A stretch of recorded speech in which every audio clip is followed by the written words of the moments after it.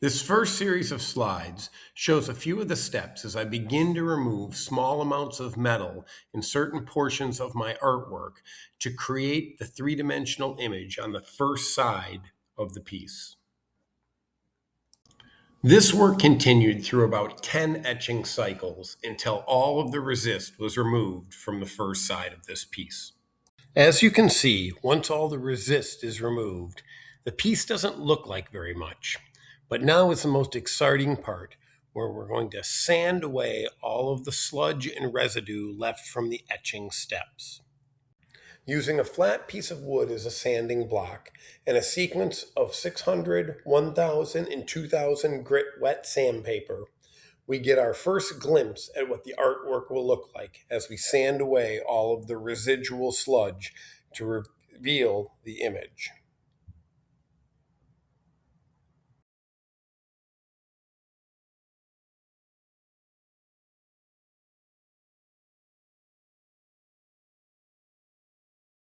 I will now apply a bluing agent to the entire piece.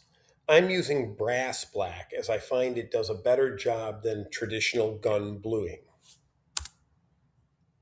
This agent significantly darkens the entire piece through oxidation. The dark finish will provide the basis for the shadows that will appear around all of the three-dimensional parts of the image.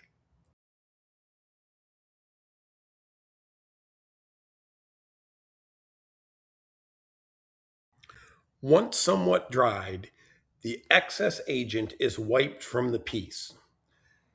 Now we are ready to once again sand the piece, removing a good portion of the oxidizing agent, hopefully leaving darkening in the shadows and the recesses of the artwork.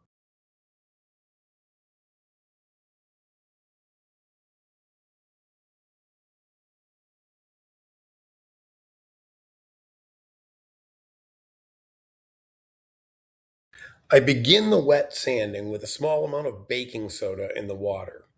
This will neutralize the oxidizing agent and assure that no further oxidation is occurring as I'm preparing the final piece.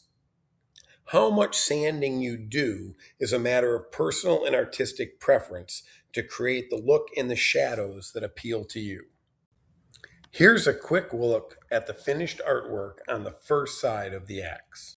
On the second side of the axe, I am producing different artwork. Please understand that although the sequence of steps are the same as the first part of the video, these sequences were done in tandem with the first side of the axe, and I'm presenting them separately just to give you a look at the steps one more time.